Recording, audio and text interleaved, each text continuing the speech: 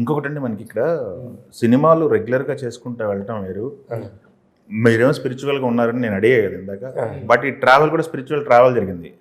హిమాలయాలు అంటే ప్రతి ఒక్కరికి అదొక మిస్టరీగా ఉంటుంది, హిమాలయాలు అంటే అదొక అద్భుతం లాగా ఉంటుంది.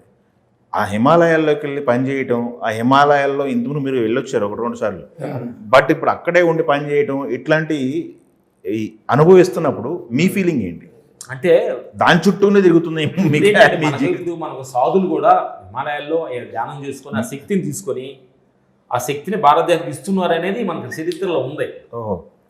Okay okay. మనకి అట్లాగా ఈ క్యారెక్టర్, సినిమాల క్యారెక్టర్లో కొన్ని సంవత్సరాలు అలా గుహలోకి వెళ్ళి ఐసిగడ్డల మీద తపస్సు చేసి బయటకు వస్తున్న క్యారెక్టరేషన్ ఇది, ఈ క్యారెక్టరేషన్. అప్పుడు ఆ క్యారెక్టర్ ఆ తపస్సు చేసుకొని బయటకు వచ్చినప్పుడు ఆయనలో ఉన్న ఎనర్జీ ఎలా ఉంటుంది, ఆ మొక్క కళ ఎలా ఉంటుంది, ఆ లుక్ ఎలా ఉంటుంది, ఎనర్జీ ఎలా ఉంటుంది అనేది ఈ సినిమాలో మీరు చూడబోతున్నారు. Very good, very good, super super అండి. రియల్గా చూసారా మీరు? అక్కడ కనపడుతుంటారా మీరు చేసిన లొకేషన్? కనిపిస్తారు కదా సాధువులు. డైరెక్టర్ కొంతమంది ఇంటర్వ్యూ చేసుకున్నాము, డైరెక్టర్ వాళ్ళ సాధువుల దగ్గర అసలు ఎలా ఉంటుంది, శక్తి ఎలా వస్తుంది అని డైరెక్టర్ కూడా మొత్తం హోంవర్క్ చేశాడు. చాలా హోంవర్క్ చేశారు. అవునా?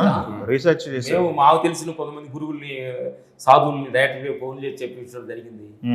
ఎలా బిహేవింగ్ ఉంటుంది, ఒకసారి తప్ప చేసిన మనిషి అంత బిహేవింగ్ ఎలా ఉంటాడు అనేది జరిగింది. ఓ